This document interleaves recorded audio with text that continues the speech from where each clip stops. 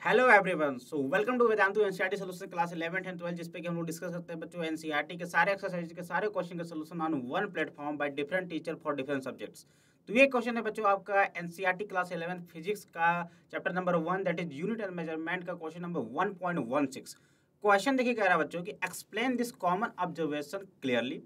If you look out of the window of a fast moving train, the nearby trees, houses, etc. seem to move rapidly in a direction opposite to the train's motion। है ना, सही बात है भाई। जब तुम train में बैठते हो, ट्रेन में बैठ करके अगर मूवमेंट करते हो, मोशन करते हो या आगे जाते हो, तो जो तुम्हारे नज़दीक की जो ट्रेन्स रहती हैं या कोई भी ऑब्जेक्ट रहती हैं, घर रहती हैं, वो अपोजिट डायरेक्शन में हमको पीछे की ओर जाते हुए दिखते हैं। क्लियर है। बट कह रहा है कि है ना कि द डिस्टेंट ऑब्जेक्ट, जो कि दूर वाले जो चीज़ें जैसे हिल टॉप्स, कोई पहाड़ की चोटी हो गई या फिर चंद्रमा हो गया या फिर स्टार्स हो गए, सीम्स टू बी स्टेशनरी, वो स्टेशनरी लगते हैं। क्यों?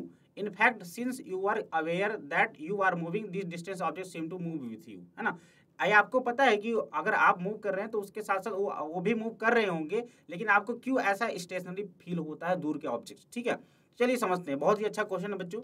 ठीक है, तो मान लो कि आप यहाँ पे ट्रेन में बैठे हो बच्चों, मैंने एक ट्रेन बना दिया यहाँ पे। ठीक है, एक ट्रेन जा रहा है अपना।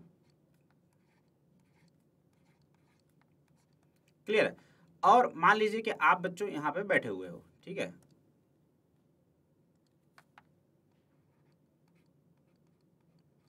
क्लियर है। चलिए, मैंने एक ट्री ले लिया बच्चों जो कि आपके नज़दीक है। ठीक है, एक ट्री बना दिया मैंने जो कि आपके नज़दीक है। ठीक है, और एक हिल टॉप बना दिया मैंने जो कि बहुत दूर है आपसे। ठीक है, चलो अब क्या हो रहा है बच्चों, मान लिया कि मैंने ये जो आप ट्रेन के साथ जा रहे हो, है ना, ट्रेन मान लो v वेलोसिटी से जा रही है तो आपकी वेलोसिटी क्या होगी, v होगी। क्लियर है। चलो, अगर ये ट्री है, ट्री से आपकी डिस्टेंस में बोल देता हूँ थोड़ी देर के लिए, क्या है बच्चों, बोल देता हूँ मैं R T.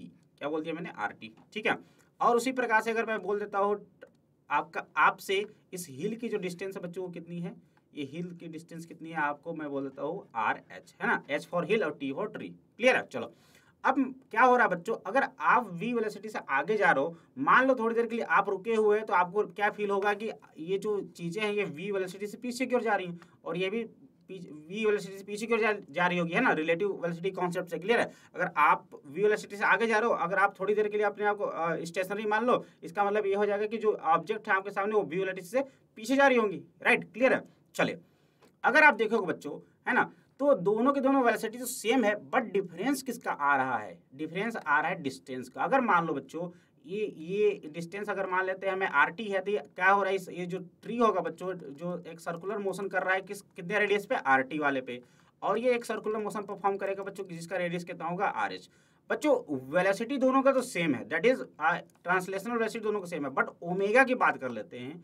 Omega is equal to, आप जानते हैं omega is equal to V by R होता है। ओमेगा इज इक्वल टू क्या होता है, वी बाई आर होता है। ठीक है, चलिए, अगर आप बात करेंगे बच्चों omega is equal to V, अगर दोनों के लिए v तो सेम है, तो अगर मैं ट्री के लिए बात करूं तो ट्री के लिए ओमेगा क्या हो जाएगा, यानी रोटेशन, घूमने वाला जो वेलोसिटी है बच्चों वो क्या हो जाएगा, v बाय आर टी। और फॉर अगर मैं किसके लिए बात कर लेता हूँ, हिल के लिए, तो omega H is equal to V by R of H. आप देख सकते हो जो आर ऑफ एच है, हिल की जो डिस्टेंस है बच्चों बहुत ज्यादा है एज कंपेयर टू ट्री, है ना। आप जानते हैं कि जो आर एच है बच्चों बहुत ज्यादा है ट्री से, है ना। तो आपको लगता नहीं है कि जो ये आर एच बहुत ज्यादा हो जाएगा तो ये ओमेगा एच बहुत कम हो जाएगा, ओमेगा एच बहुत कम हो जाएगा, नहीं हिल अपने को घूमता हुआ फील ही नहीं होगा। ओमेगा एच जो हो जाएगा बच्चों वो बहुत कम रहेगा, बहुत कम रहेगा as compared to omega T. Right, इसलिए हमें ये जो डिस्टेंस वाले ऑब्जेक्ट होते हैं वो हमें मूव करते हुए फील नहीं होता। समझ में आ रहा है क्या, क्योंकि उनका जो रोटेशनल वेलोसिटी है, घूमने वाली जो वेलोसिटी है वो क्या है बच्चों, बहुत ही कम हो जा रही है, क्योंकि उनका डिस्टेंस बहुत ज्यादा है। ठीक है, इस तरीके से इसको हम लोग एक्सप्लेन कर सकते हैं। दूसरा तरीका होता है बच्चों इसको एक्सप्लेन करने का लाइन ऑफ साइट से। लाइन ऑफ साइट अगर देखो बच्चों तो ये आपके आंख और इस ट्री को मिलाने वाला जो लाइन होता है उसको बोलेंगे लाइन ऑफ साइट। तो अगर बच्चों देखोगे तो आपके नजदीक के जो भी ऑब्जेक्ट हैं वो क्या हो रहे हैं, वो जल्दी जल्दी चेंज हो रहे हैं, यानी कि लाइन ऑफ साइट आपका रैपिडली चेंज हो रहा है, बहुत तेजी से चेंज हो रहा है एज कम्पेयर टू, अगर बात करो हिल की बात करो तो इसका हिल के लिए बच्चों अगर बात करोगे तो हिल जो होता है आपको उसके लिए लाइन ऑफ साइट बहुत ज्यादा है, यानी कुछ जल्दी जल्दी चेंज नहीं हो रहा है। आप ट्रेन में बैठ करके देखना और एक बहुत डिस्टेंस पे ट्री को मतलब हिल को देखना। राइट, तो क्या होगा, वो हिल को आप एक लंबे टाइम तक देखते ही रह जाओगे, वो जल्दी आपके नजर से गायब नहीं होगा, है ना। जबकि क्या होगा, ट्री फटाफट फटाफट फटाफट गायब होते रहेंगे। समझ में आ रहा है क्या सभी को? यानी क्या हो रहा है, लाइन ऑफ साइट चेंज हो रहा है किसमें, ट्री वाले में। जो नजदीक वाले ऑब्जेक्ट है उनमें लाइन ऑफ साइट बहुत तेजी से चेंज हो रहा है, जिसकी वजह से हमें क्या हो रहा है, चीजें स्टेशनरी फील नहीं हो रही है, चीजें बहुत तेजी से मूव करते हुए फील हो रही है।